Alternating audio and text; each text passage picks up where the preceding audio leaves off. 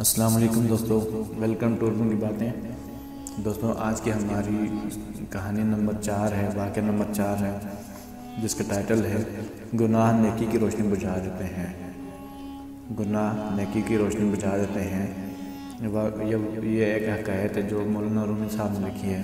مولانا رومی نے ایک حکایت لکھی کہ دو چور ایک گھر میں داخل ہوئے اور انہوں نے یہ طے کیا کہ جب گھر کا مالک روشنی کے لیے چکماغ کو رگڑ کر روشنی دلائے گا تو ان میں سے ایک انگلی رکھ کر اس کو بجھا دے گا۔ اور یہ واقعہ اس زمانے کا ہے جب کہ بجلی کا کوئی انتظام نہیں تھا۔ چکماغ کے پتھر ہوتے تھے جن کو ایک دوسرے پر رگڑتے تو آگ پیدا ہو جاتی تھی۔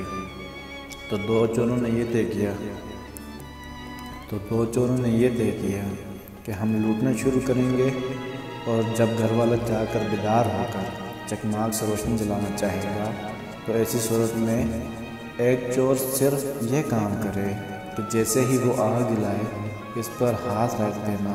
نتیجہ یہ ہوگا کہ وہ چکماغ کا پتھر بھی جلنے کا نہیں، اور اس وقت تک دوسرا چور سب لوٹ لے گا۔ چنانچہ ایسے ہی کیا اور گھر کو ان چوروں نے لوٹ لیا۔ مولانا رومی نے کہا کہ شیطان بھی اس طرح بعض سالکین کے دل پر انگلی رکھ دیتا ہے تاکہ نور ختم ہو جائے۔ سالک اگر کوئی نیکی کر رہا ہے تو یوں سمجھو کہ وہ چکماغ کا پتھر رگڑ رہا ہے، اور شیطان اس پر انگلی رکھ دیتا ہے۔ یہ انگلی وہی مصیبت اور گناہ ہے۔ جب گناہ ہوتا ہے تو وہ نیکی کی روشنی بجھ جاتی ہے۔ سالک نے اللہ اللہ کی تلاوت و ذکر کیا، شیطان نے فوراً ہی اس کی آنکھوں سے کسی عورت کو دکھا دیا اور اس کے عشق میں اس کو مبتلا کر دیا، دل میں گندے خیالات پیدا کر دیا۔ اسی طرح گناہوں میں عمر گزر گئی اور وہ شخص صاحب نسبت بن نہ سکا۔ واقعی بڑی عبرت کی بات ہے۔ ہر سالک کو اس پر توجہ کرنے کی ضرورت ہے۔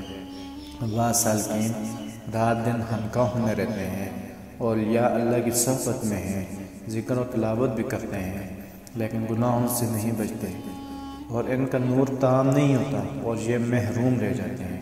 تو دوستو اس واقعے سے ہمیں یہ سبق ملتا ہے کہ گناہ جو ہیں وہ نیکی کی روشنی بجھا دیتے ہیں۔ تو اس لیے ہمیں گناہوں سے بچنا چاہیے، نیکی کرنی چاہیے۔ نیکی کی اللہ پاک ہم سب کو توفیق دے۔ اس کے ساتھ دوستو آپ کو ہماری ویڈیو اچھی لگی ہے لائک کریں، شیئر کریں اور سبسکرائب کریں ہمارے چینل کو۔ شکریہ، جزاک اللہ۔